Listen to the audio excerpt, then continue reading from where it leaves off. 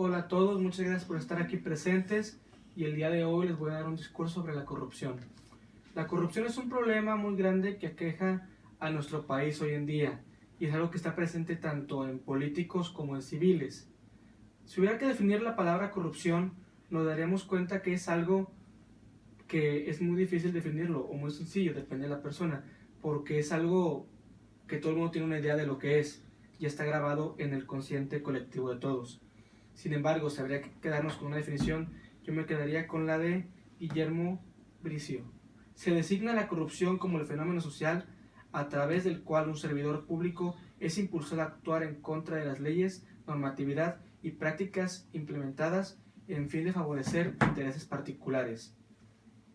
Para muchos la palabra corrupción simplemente es eso, y realmente en parte sí es, pero la corrupción también tiene que ver con los civiles, no solamente con los políticos, y es que es algo en lo que participan todos. Un tipo de corrupción es la extorsión, que es cuando una autoridad hace uso de su poder para poder conseguir algún fin. Otro tipo de corrupción es el tipo de soborno, en el cual un civil usa el dinero para escapar de algún castigo con una autoridad. Por último, podemos encontrar el tráfico de influencias, que es cuando una autoridad utiliza sus influencias para poder moverse dentro de cierto esquema ya establecido.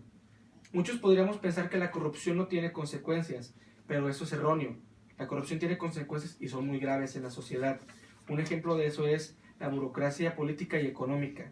Podemos darnos cuenta de que si vamos a ir a hacer alguna fila, es fácil que veamos a una gran cantidad de personas y nos piden firmas, nos piden ir de un lugar a otro, y eso se debe a que la corrupción empieza a alentar todo el proceso. Otro es la erosión de la credibilidad y del prestigio de los gobiernos. Nos damos cuenta de que hoy en día los medios y malos que proliferan en internet cuestionan a la autoridad e inclusive se burlan de ellos. Nos damos cuenta de que realmente ya la gente no confía tanto en el pueblo como antes. Por último, podemos encontrarnos con la reducción de recursos. Es común que cuando un político robe de lo que es el crédito o el dinero que está destinado a ciertos programas. Y entonces se empieza a reducir este dinero y así es como se empieza a reducir todo lo que es el servicio. Empezamos a encontrar servicios de más mala calidad. Si bien es cierto que México no está en los primeros 10 puestos de corrupción, lo cierto es que se encuentra en uno muy alto. También hay que recordar que no es para festejar que no estemos en esos lugares, pues realmente los puestos son ocupados por países como Corea del Norte, Afganistán, Libia, entre otros.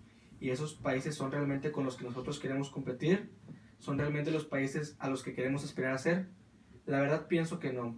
Es por eso que hay que combatir la corrupción. Mucha gente dice, la corrupción no es algo que esté de lo que podemos escaparnos todo el mundo.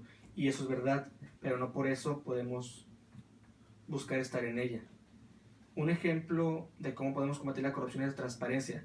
Países como Corea del Norte son países que su Estado está muy sólido, no tienen por qué dar información. Sin embargo, en México, que somos un país con mayor democracia, tenemos que buscar que se nos dé la transparencia. Tenemos que buscar saber en qué se invierte el fondo público.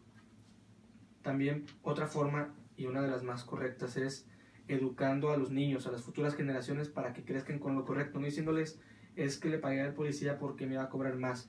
Hay que decirles la razón, no una excusa. También, y la más importante, basándome en lo que decía Leon Tresley, muchos quieren cambiar al mundo, pero pocos están dispuestos a cambiarse a sí mismos. Y es que para poder cambiar al mundo hay que empezar por uno mismo. Hay que buscar ser el vecino ejemplar. Hay que buscar ser la persona que esperamos que los demás sean. Solamente así podemos cambiar al mundo. Muchas gracias por estar presentes aquí.